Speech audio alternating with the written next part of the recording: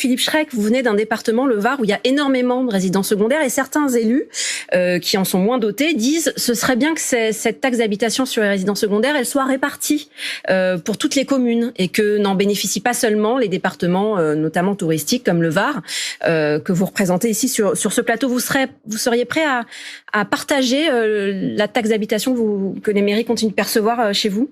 Non, mais la taxe d'habitation pour des résidences secondaires a une justification en raison de dépenses locales pour les communes concernées par ces résidences secondaires qui génèrent du réseau, qui génèrent du service public.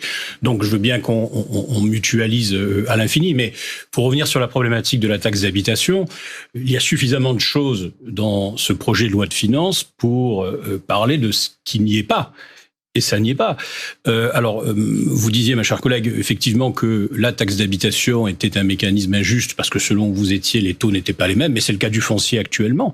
Selon où vous êtes actuellement, vous avez des très très grandes différences et de base et de taux.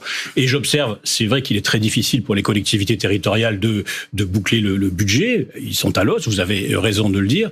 Mais j'observe que la suppression de la taxe d'habitation n'a pas été compensée, mais a été rattrapée par une augmentation du foncier qui est extrêmement forte. Mais est-ce que ça, c'est pas foncièrement, sans mauvais jeu de mots, injuste pour les propriétaires qui endossent? C'est parfaitement injuste parce que l'effort fiscal porte que sur les propriétaires, alors que le gain de service public est pour tout le monde. Mais moi, ce qui m'inquiète, c'est quand on rajoute un nouvel impôt, ça on le rajoute.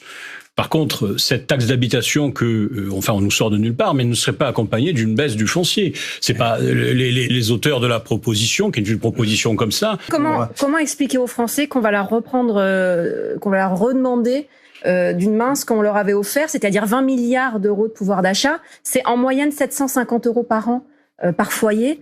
Comment justifier de devoir vous lever les yeux au ciel, Philippe Schreck? Non, mais là, parce que tous les problèmes de notre société, de nos finances publiques, ne peuvent pas que se résoudre par de la création d'impôts, parce que là, on crée un impôt.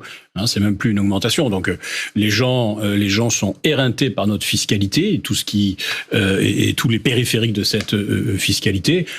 On ne peut pas plus. Philippe Schreck, c'est un coup de com', votre proposition de loi, comme le dit ce député socialiste? Non, bien sûr que non. 89% des Français sont pour l'abrogation. Mais pas 89% de l'hémicycle. Non, mais en tout cas bien plus que 50%. Nous sommes fait élire, et le NFP également, malgré toutes nos divergences, et elles sont nombreuses, sur l'abrogation de la réforme de cette retraite. Il y a des motions de censure qui ont été votées et déposées tous les week-ends. Je me souviens que le NFP, le Nouveau Front Populaire et LFI... La NUPES à l'époque. La NUPES, oui, c'est transposable.